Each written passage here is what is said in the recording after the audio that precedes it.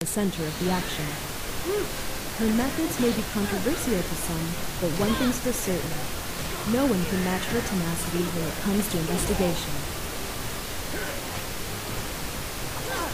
When interrogation gets the team nowhere, she unleashes her fierce roundhouse kick.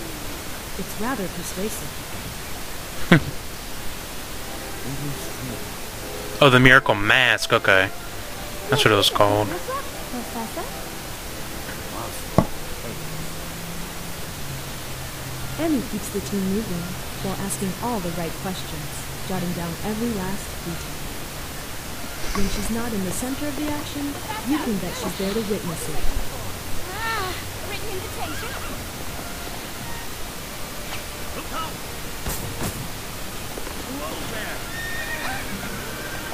In her last chapter with Professor Layton, Emmy embarks on a journey to solve the mystery of the Azran legacy. We should be arriving shortly. And so the four of us set off in the airship Bostonians to solve the mystery of the so-called living mummy. It was to be the beginning of an epic journey, one that would take us all around the world. And it was the last adventure that I would share with Professor Layton.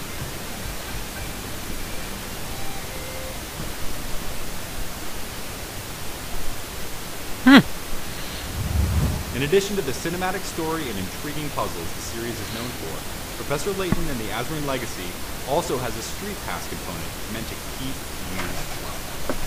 During your globetrotting adventure, you and the Professor will come across all kinds of interesting items.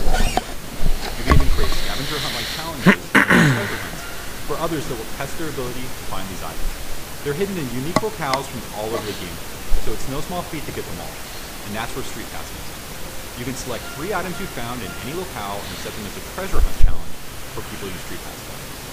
Successfully completing a treasure hunt challenge gives you points that you can exchange for many items you can't get anywhere. Good luck and happy Street Pass. Professor Layton and the Azran Legacy will release exclusively on the Nintendo 3DS February 20th. Next, let's look at some games from a few of our development partners. There's one title we wanted to touch on briefly today that Capcom announced late last month. One that's sure to be a monster hit. It's official, Monster Hunter 4 Ultimate will be coming to Nintendo 3DS in May. The title will include familiar features, but it's the biggest leap forward for the series yet. Yeah, I heard this game actually got really good reviews, or was really well received from those in Japan. So I'm pretty excited for this. Should be quite the interesting adventure. And you'll be able to hunt alongside friends on your handheld via the internet. Oh, okay, good, because I believe Monster Hunter 4 Ultimate didn't. Nintendo 3DS in North America. I believe 3 Ultimate didn't have that on the 3DS version. We'll be discussing a new game called Weapon Shop Deomesse. It's the 4th and final title in the Guild Ball 1 series, which has already brought us some solid games like Liberation Maiden and Crimson Shroud. But Weapon Shop Liberation Deomesse Maiden. is definitely I think I have that game, The actually. game joins the talented developers at level 5 with comedian Yoshiyuki Hirai. Players are tasked with managing a weapon shop inside of a traditional RPG. Instead of going on quests, blacksmith Oyaji and his apprentice Yuhan get to experience the humble life of an RPG shopkeeper, forging and renting out equipment, while witnessing a variety of heroes use their weapons and armor in a fight against the evil lord ravaging their world. As you might expect, your role as a blacksmith's apprentice requires you to become a master at making weapons. You do this by tapping the touchscreen in time to music, much like in a rhythm game. If you're able to achieve optimal timing and temperature conditions as you forge, the weapons will be that much stronger. The hero's success or failure hinges on the quality of your weapons, so give it your all when forging. And remember, if the hero fails their mission, you won't get paid for their weapons. RPG enthusiasts, this one's for you. We hope you'll give this hilarious game a try when it launches on February 20th, exclusively on the Nintendo 3DS eShop. Now, we'd like to tell you a bit about Inazuma 11. In this soccer RPG, the player helps out young Mark Evans and his fellow Raymond middle schoolers on their mission to go from underdogs to soccer frontier champions. It just so happens that Mark's grandfather was a legendary soccer player in his own right, and his team, called Inazuma 11, won the Soccer Frontier Championships back in their day. It's quite the legacy to live up to. Gameplay is divided into RPG portions which take place at school and during soccer matches. At school, players can train, recruit, and learn new skills by spending prestige points. You can improve your team members with stat boosts and by leveling up. Soccer matches, on the other hand, are more similar to tactical sports games. Players can pass, shoot, and duel to determine who keeps possession of the ball. The victory of these soccer battles is determined by your team members' stats, though higher strength moves are more susceptible to fouls. These matches all culminate in shooting, and players have to use all their teammates' special moves to win. These moves can be anything from team-ups with high-intensity acrobatics to flaming tornado kicks and magic hands that block shots. The Inazuma 11 franchise already has a very passionate legion of fans throughout Japan and Europe, and we're happy to announce it will be making its North American debut today. Check out Inazuma 11 exclusively on the Nintendo eShop. Well, you know, I'm not a big soccer fan, but if In addition it's... to these titles, we'll be seeing It looks a lot interesting. of other eShop content for the next couple of months from indie developers as well. We recently met with a few of these talented developers at an eShop software showcase and heard a little bit about their games. Check it out. Hi guys, Krista and Kit here, and today we're joined by Jules from Renegade Kit to talk about Treasonauts and Moon Chronicles. So let's go with Treasonauts first. It's a new platform game, 3DS, very much about treasure, fetching treasure in these cool labyrinth areas. And the cool thing is it's two-player as well as one-player. So I want to switch gears a bit and talk about Moon Chronicles. So It is a mysterious mission to the moon. Major Kane is traveling to the moon as a mysterious hatch. Now this I'm actually really interested in. this is the first full-on first-person shooter on Nintendo 3DS. Yeah, if it's an adventure, there's definitely a story element to it, which we take very seriously, and that's a big component of the game. But there's also quite a bit of puzzle stuff, so I think it's a mixture of that. Jeez. With the story element, of course, it has the action as well. Well, Shovel Knight is a side-scrolling action-adventure game. It's like a nostalgia trip, and it's all rendered lovingly in this 8-bit style.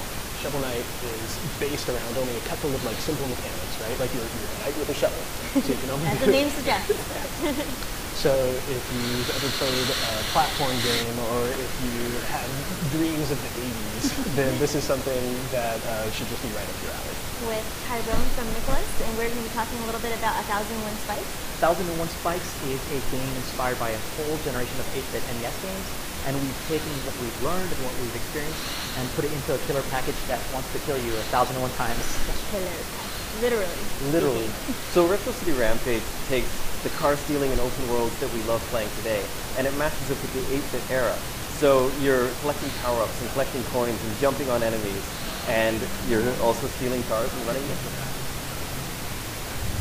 You can hear even more from these developers in future episodes of our Nintendo Minute Show. So tune into our YouTube channel in the coming weeks or subscribe to check them out. And if you like what you've seen and heard, then you'll love how the next few months on the Nintendo eShop are shaping up. Keep an eye out for a wealth of new titles coming from our development partners on the Nintendo eShop for both Wii U and Nintendo 3DS. There's a whole lot coming, so don't forget to follow us on Facebook and Twitter to keep up with the latest releases. Next is a new downloadable game for Wii U from Ubisoft, Child of Light. I haven't seen much of this game. I don't think we have anyways. Inspired by fairy tales, is Aurora, a young princess on a quest to retrieve 3 sources of light from the evil queen. You will explore the kingdom of Lemuria, encountering and fighting vile monsters and mythical creatures, and solving puzzles to progress. You are aided in your quest by Igniculus, a firefly who lights your path. Igniculus can help you in battle by healing your party and distracting your enemies, and can also write messages in light to help and interact with other players. The second player can even take control of Igniculus and assist the main player in their quest.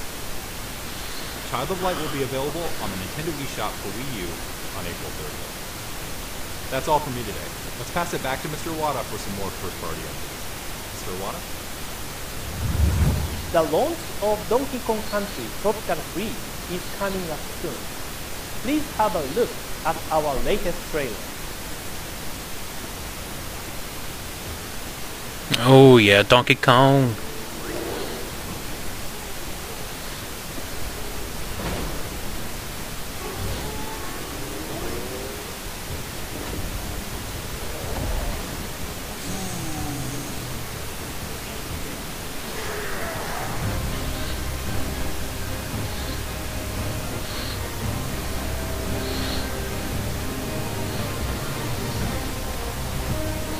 Wow. This game looks really diverse in terms of levels.